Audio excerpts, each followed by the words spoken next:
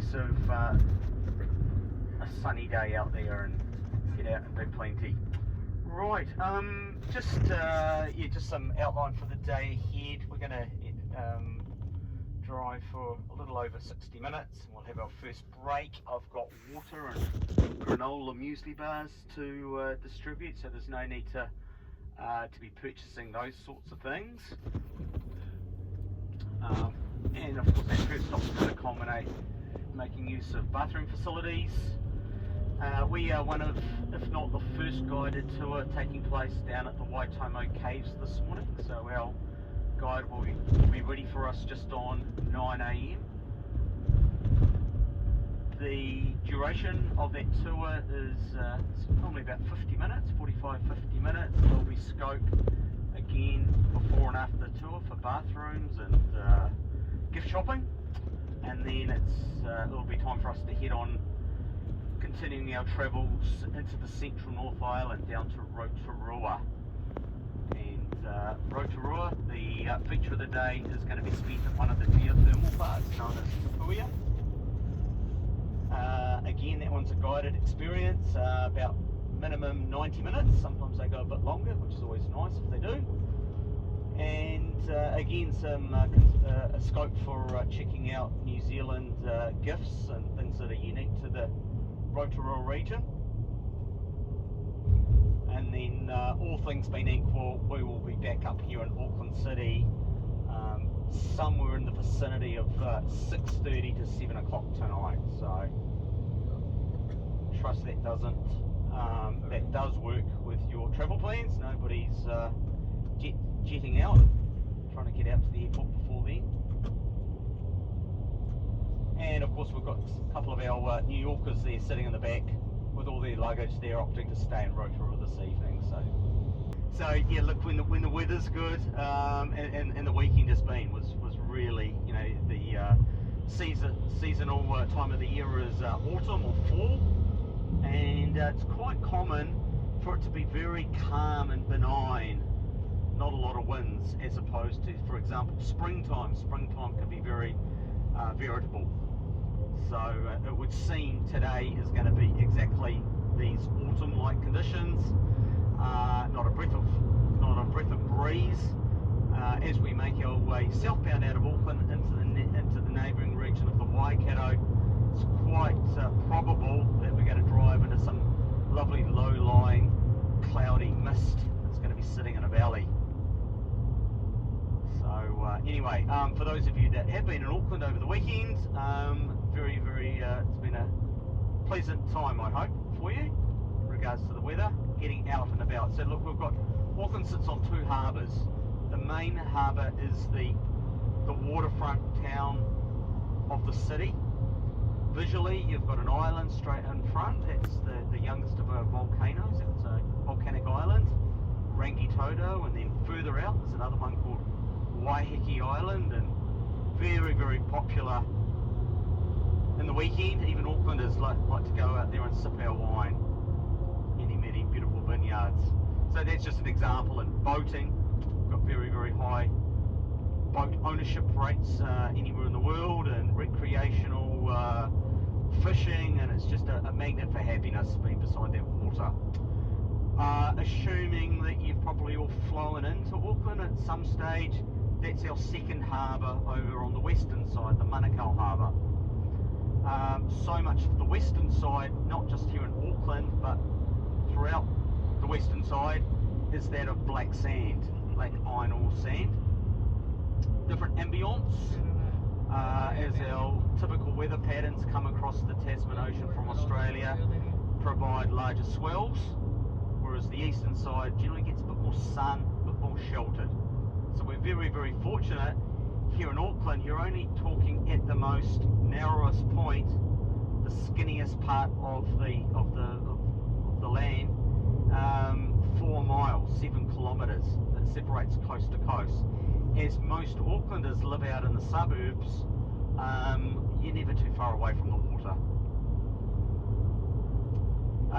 Here on the mainland, the majority of our 50 volcanoes are littered all throughout the region, and of that number of 50, half remain active to this day.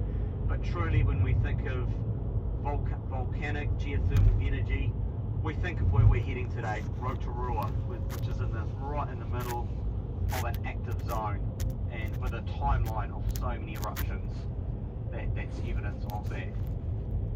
So lots to talk about that subject matter later this morning. And yeah, look, these volcanoes here in Auckland, you know, they are relatively insignificant. Aucklanders, we take them for granted. You would be easily mistaking them for just regular hilltops. It's where we do our daily walks on the foot, the side, and on top of. And then there are a couple that are a bit more elevated, and they are wonderful for sightseeing. And I'll mention those later today. Potential things to see and do.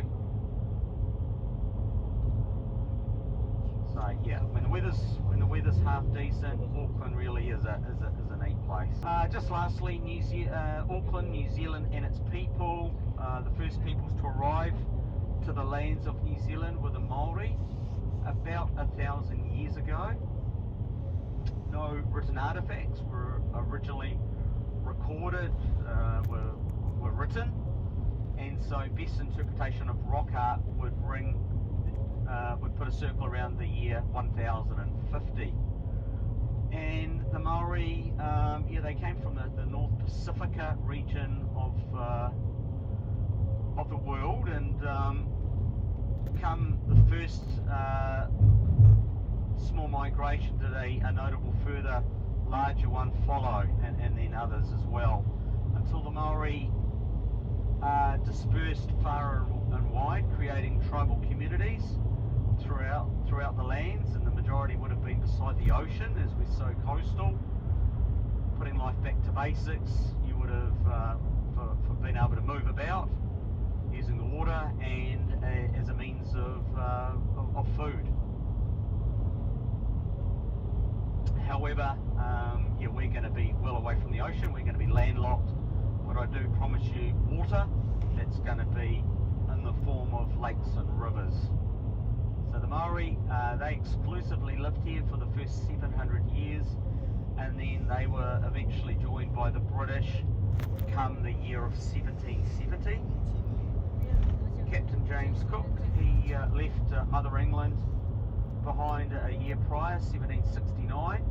He was openly put on record to say that he was going to go as far into the deep South Pacific and go as far as Tahiti. But behind closed doors, there were ideas that the British Empire may be wanting to seek some further southern continent, and so Cook continued his travels south, naming some islands after him, hence the name Cook Islands. Eventually over to Australia, and then in a very minimal way did he navigate small parts of New Zealand's southern coast. Notably, he came back 8 or 9 years later and had a proper sail around. But nonetheless, yeah, the British were the next to arrive, and it was a situation of the Maori. They were open to education and learning.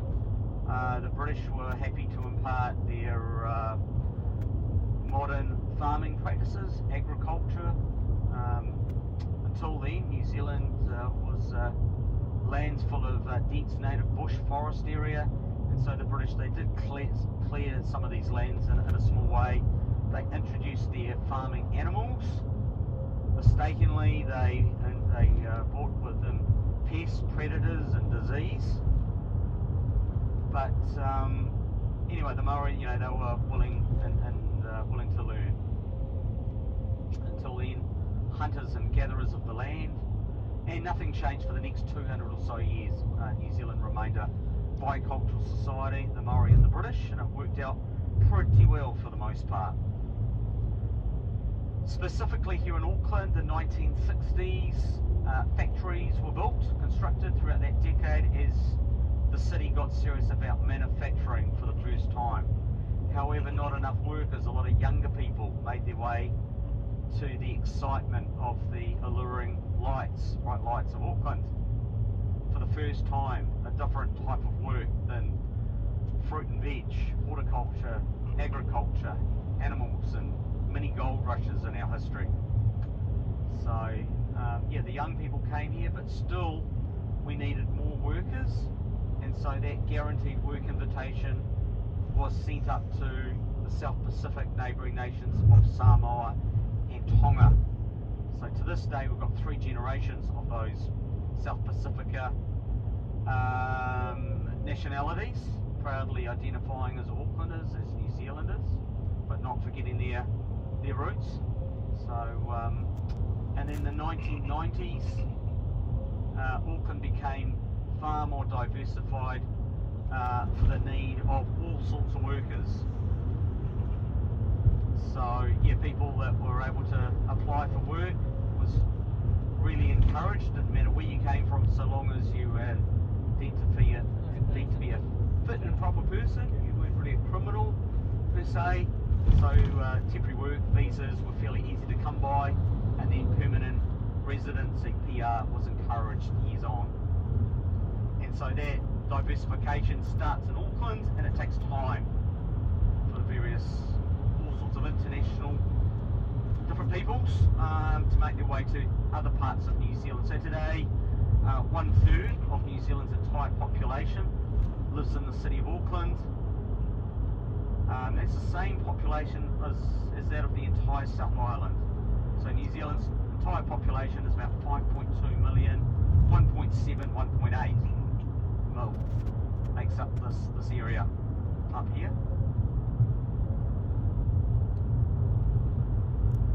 So yeah, time I think we'll just put on a few cruisy tunes as we make our way out of the city.